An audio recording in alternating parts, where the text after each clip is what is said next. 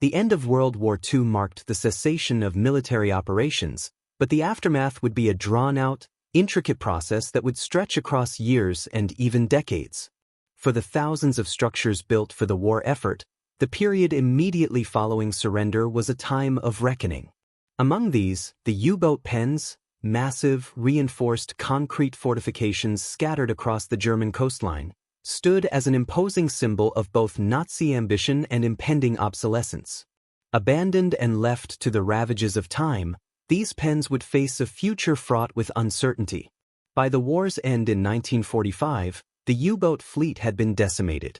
German submarine production had peaked during the war, with over 1,100 U-boats built, but by May of 1945, most of them were either sunk, scuttled, or rendered unusable. With the defeat of Nazi Germany, the strategic need for these submarines evaporated. The war had shifted irrevocably in favor of the Allies. Yet, despite their obsolescence, the enormous pens that housed the submarines, built at staggering cost in terms of both resources and labor, remained. Their fate would be one of abandonment, scrapping, repurposing, and decay, emblematic of the larger post-war reckoning that would unfold across Europe. At the close of the war, the United States, the United Kingdom, and the Soviet Union each took charge of their respective zones of occupation in Germany. The U-boat pens, located along the northern coast of the country in places like Brest, Lorya, Saint-Nazaire, and Hamburg, were strategically important during the war. Now, they stood largely unused, a reminder of both the Nazis' technological reach and the brutal efficiency of modern warfare. But the end of the conflict left a different kind of uncertainty. What would become of these monstrous structures? The U-boat pens were not easily dismantled. Constructed from thick, reinforced concrete, they were designed to withstand bombing raids and artillery fire. The most notable of these pens were found in ports like Kiel, Flensburg, and Hamburg, where the German Navy had built sprawling complexes to shelter U-boats from Allied air superiority. These pens were enormous, many of them more than 200 meters long, with roofs nearly 10 meters thick. They were supposed to be impregnable fortresses, a symbol of Nazi power in the face of Allied military supremacy. But after the war, these pens became burdens. The need for naval warfare, especially the sort that involved submarines, had changed drastically. The post-war period was defined by the restructuring of military priorities, the depletion of resources, and the slow march of economic recovery. For many of these pens, their usefulness was gone. Allied forces, however, did not immediately have the means or desire to destroy them. The cost of demolition was prohibitive, especially given the broader need to rebuild Europe. Thus, the fate of these structures became a series of practical, financial, and ideological decisions that would unfold over time.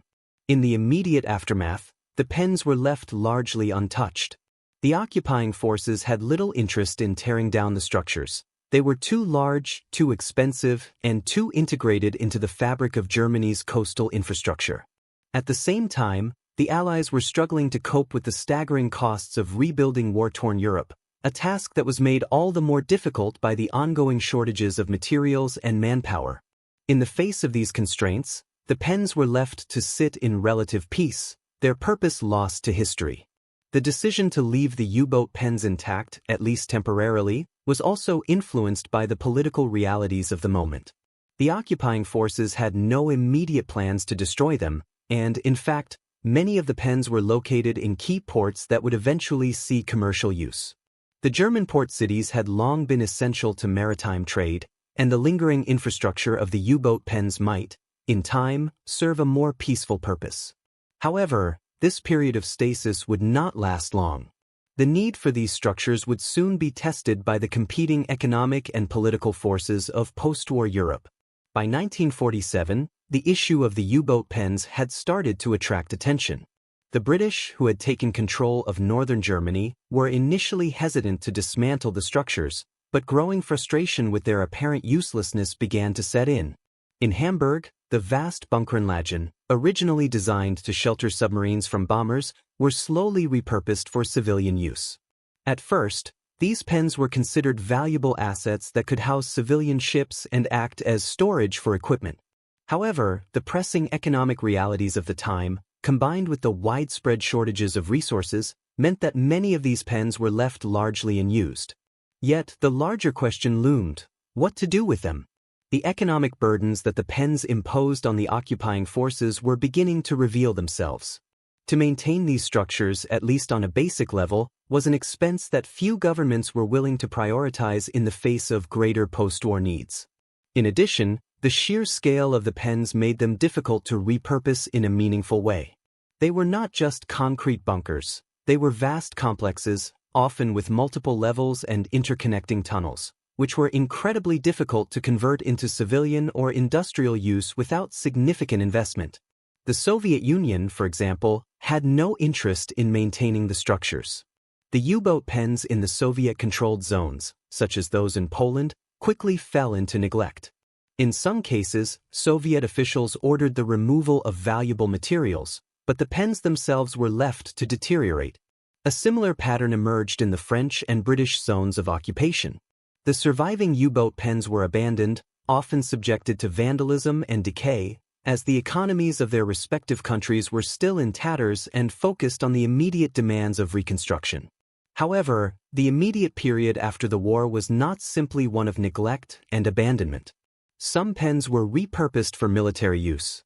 In the French-controlled regions, the U-boat pens in places like Lorient and Street Nazir were sometimes used for storage by the new French Navy.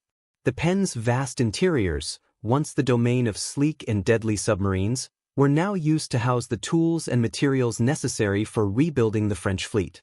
In some places, these pens were also used as barracks or headquarters for the occupying forces. Yet, such repurposing was far from universal. In most places, the pens were left empty or slowly filled with refuse, debris, and abandoned equipment. By the early 1950s, with the Cold War firmly underway, attention began to shift toward more pressing military priorities, and the U-boat pens were increasingly seen as relics of a bygone era.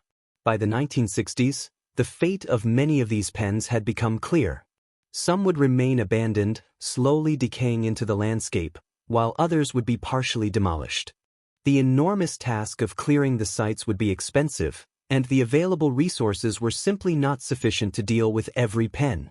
A few were converted into civilian storage spaces or used as shelters during the increasingly common Cold War civil defense drills. However, for the most part, these once imposing structures had become a reminder of a lost age, a grim monument to the destructive forces that had shaped Europe in the first half of the 20th century. As time passed, many of these pens fell into obscurity. Today, some of the pens still stand, crumbling into the sea or absorbed into the urban landscape, a testament to the unintended preservation of history through decay. Their silent presence serves as a reminder of the futility of war's aftermath, the vast resources squandered in the pursuit of destruction, and the uncertain futures of those materials and structures once conceived for war, now abandoned to time's relentless march. As the 1950s unfolded, the fate of Germany's U-boat pens continued to diverge based on both geopolitical priorities and the practical challenges posed by their enormous scale. Their size and the specialized nature of their construction meant that most would be left to slowly rot in place. The broader context of the Cold War, however, added an interesting dimension to their post-war existence. In some cases, what was once a tool of aggression became, paradoxically, a subject of military strategy, but in many others, the pens were a burden too cumbersome to dismantle or repurpose in any meaningful way. In the early 1950s, with Europe still grappling with the devastation of World War II, the rebuilding process was in full swing. In this environment, the U-boat pens, which had once symbolized German technological prowess and military strength, seemed to hold little value. While the Cold War prompted an arms race, it did so with an emphasis on new technologies and tactics, leaving the aging infrastructure of World War II, including the U-boat pens, largely irrelevant. Submarine warfare, in the form of nuclear-powered boats and missile systems, had advanced far beyond the designs of the German U-boats. These pens were relics from a time when the seas were ruled by diesel-powered submarines and conventional warfare, not the sophisticated, global scale of the Cold War. During this period, some pens were used as military storage or even as makeshift barracks for the French and British occupation forces. In the French zone, the pens at Lorient, for example, were often utilized for the storage of surplus military equipment. Yet, this repurposing of the pens for military storage was, in many ways, a temporary solution. The sheer volume of space and the impracticality of maintaining these enormous structures for military use soon became clear. Their high maintenance costs, combined with the broader task of rebuilding the country, made the pens an unsustainable long-term asset. In the Soviet-controlled zones, the situation was no different. The U-boat pens scattered along the Baltic Sea coast, such as those in Gdynia, Poland, were abandoned to neglect and decay, much like the pens in Germany itself. The Soviets, too, had no interest in maintaining the structures. Their own military infrastructure, especially in the context of the Cold War, was rapidly evolving, and the U-boat pens were nothing more than a reminder of a defeated enemy's past ambitions. The Soviet forces occasionally removed valuable materials, such as steel, from the pens, but otherwise, the structures were left to deteriorate. It wasn't just the military that found the U-boat pens impractical. With the advent of the post-war consumer economy, civilian authorities in France, the United Kingdom, and even West Germany struggled with how to deal with the vast, unused spaces. The economies of these countries were in various stages of recovery, but none had the resources to repurpose such massive concrete fortifications for civilian purposes. Where attempts were made to convert them for non-military uses, such as storage for agricultural products or warehouse space, the projects were often short-lived, hindered by the logistical and financial difficulties involved. In some cases, particularly in the French regions, the U-boat pens were viewed with a sense of cold nostalgia as symbols of wartime hardship and resistance. Yet, for the most part, they were considered nothing more than a heavy burden. The idea of preserving the pens as historical monuments was not widely considered at the time. Most countries were far more concerned with rebuilding their shattered economies, not with preserving the remnants of a war they wished to forget. The U-boat pens were products of a time best left behind. As the Cold War escalated in the 1960s, the need for these enormous structures continued to diminish. The rise of the superpower rivalry between the United States and the Soviet Union ushered in a new era of military and technological priorities.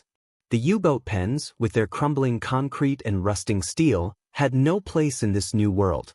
The demand for more modern and efficient military facilities, such as airbases and missile silos, rendered the old pens increasingly irrelevant. In a sense, they were left to rot in the wake of history's march forward. For the next several decades, the U-boat pens in cities like St. Nazaire and Lorient would remain largely abandoned. Though some were put to temporary civilian uses, such as storage spaces, makeshift factories, or even sports facilities, most of these projects failed to create lasting solutions. Over time, the structures would become symbols of decay. Their colossal size and the harsh conditions in which they were left meant that maintenance was expensive and often impractical. However, not all of the pens were left to rot entirely. Some were repurposed into tourist attractions or historical sites. By the 1980s, as a renewed interest in World War II history took hold in Europe, certain sites, particularly in France, began to open their doors to the public. The U-boat pens at Lorient, for example, became a focal point for historical tours, drawing attention to the remnants of Nazi military infrastructure. The French, in particular, were keen to preserve certain sites, turning them into museums and memorials to those who had fought against the German occupation. Despite their sinister origins, the pens were recontextualized as places of historical reflection rather than reminders of Nazi ambition. In other areas, however, the fate of the pens was far less ceremonious. Some were demolished, while others were incorporated into the urban fabric, blending into the post-war landscape as the needs of modern society took precedence. Cities like Hamburg and Kiel saw portions of their pens either torn down or repurposed for civilian industries, particularly in the booming maritime trade. However, these efforts were often piecemeal and largely symbolic. The majority of the pens continued to stand in silence, deteriorating as the decades passed. Despite the long-term decay of many of the U-boat pens, their size and historical significance ensured that they would never entirely vanish from the landscape. The physical presence of these massive concrete structures remained a constant reminder of the war that had reshaped Europe. Yet, by the late 20th century, the practical purpose of the pens had been reduced to little more than a historical curiosity. In Germany, where the pens had once been symbols of wartime pride, their fate was similar. Though some of the more iconic sites, particularly those at Kiel, were eventually preserved as part of a growing interest in military history, much of the infrastructure associated with the U-boat pens was quietly abandoned. The pens in cities like Hamburg and Flensburg fell into disrepair, often forgotten by the local populace. Only sporadic efforts to preserve certain structures for historical or cultural purposes managed to slow their eventual erasure from the landscape.